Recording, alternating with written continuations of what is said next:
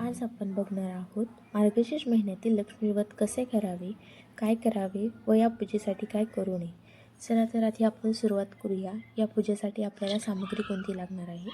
एक स्वच्छ कापड लागणार आहे, एक तांदळाची वाटी, लक्ष्मीची मूर्ती किंवा फोटो चालेल, गणपतीचा व अन्नपूर्णेची मूर्ती, एक भरलेला तांब्या स्वच्छ पाण्याने, एक नारळ, हळदी कुंकू, 5 प्रकारची फळे व भाजीचा नैवेद्य.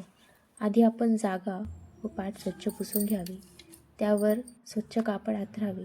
नंतर त्यावर आपण तांदळाची रास घालणार आहोत. तांदळाची रास ही स्वस्तिक आकाराची घातली तरीही चालते. त्यावर आता आपण लक्ष्मी देवीच्या मूर्तीचा फोटो ठेवणार आहोत, किंवा फोटो किंवा मूर्ती काहीही चालते. आणि सोबतच आपण गणपती व अन्नपूर्णी देवीचा अभिषेक घालून घेऊया. आपण ओम गणेशाय नमः किंवा ओम अन्नपूर्णी देवी आय नमः असं आपण म्हणू शकतो. देवीची मूर्ती स्वच्छ पुसून घेतल्यानंतर आपण ती तांदळाच्या रासेवर ठेवायची आहे. नंतर त्याच्याच देवीच्या मूर्तीच्या बाजूला आपण अन्नपूर्णा देवीची व गणपतीची मूर्ती ठेवणार आहोत. नंतर आपण स्वच्छ पाण्याने भरलेला तांब्याचा कलश ठेवायचा आणि त्यामध्ये त्याच्या बाजूने हळदी कुंकू लावायचे. त्यामध्ये आंब्याची पाने ठेवायची आहेत आणि आपल्याकडे आपण 1 रुपयाचा सिक्का व सुपारी त्यामध्ये टाकायची आहे.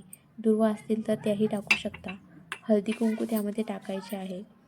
नंतर आपण नारळ ठेवणार आहोत. नारळ आपण बघायचे आहे की शेंडी कोणत्या बाजूने आहे. शेंडीवरती असली पाहिजे अशा बाजूने आपण नारळ ठेवणार आहोत. नंतर आपण 5 प्रकारची फळं ठेवणार आहोत. मी पेरू, सफरचंद, बदाम, सीताफळ आणि केळी घेतली आहे.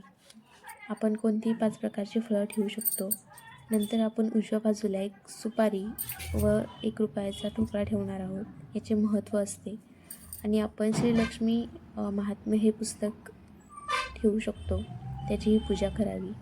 आणि नंतर सगळ्या देवी देवतांना हळदी कुंकू लावायचे आहे आणि आपली पूजा करायची आहे. नंतर आपण रांगोळी काढायची आहे आणि देवीला नैवेद्य ठेवायचा आहे.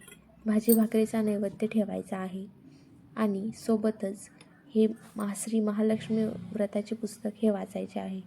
याने धन, संपत्ती आणि आपल्या आयुष्यात सुख येते व आपण आनंदाने जीवन जगतो.